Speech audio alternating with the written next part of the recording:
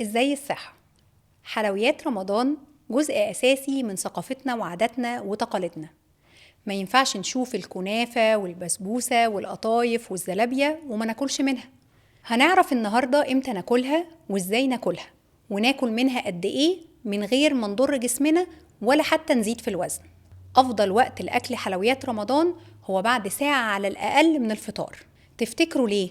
علشان أكون كلتها بعد البروتين والكارب والخضار، فمعدتي هتكون جاهزة ومستعدة وكمان مبسوطة لاستقبال الحلويات.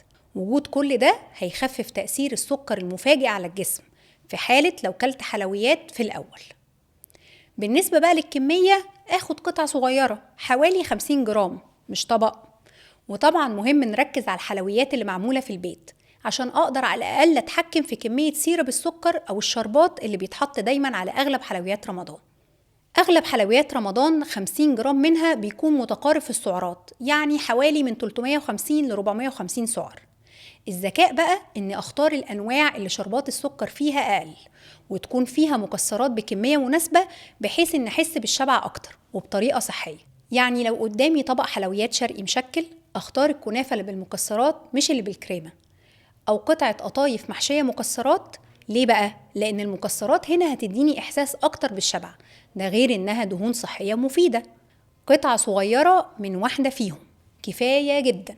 مهم أخد بالي من طريقة تحضيرها وكمية الدهون المستعملة في تسويتها، وطبعا السكر المضاف إليها. عشان كده بنفضل الحلويات اللي معمولة في البيت عشان أقدر أتحكم في كل ده. كمان بلاش صوصات كتير زي صوص النوتيلا والبيستاشيو، مش بس عشان سعراتهم الحرارية، لكن كمان عشان داخل في مكوناتهم مواد غير صحية بالمرة، والغش فيهم بقى كتير جدا. كمان أثبتت التجارب إن طريقة تسوية الأكل بتفرق جدا جدا في كمية سعراتها، بالإضافة لراحة معدتي. يعني مثلا القطايف لو دهنتها زيت خفيف وحطيتها في الفرن أو في الإير فراير، هيفرق ده جدا في كمية سعراتها الحرارية، والطعم بيبقى قريب جدا من اللي انت متعود عليه.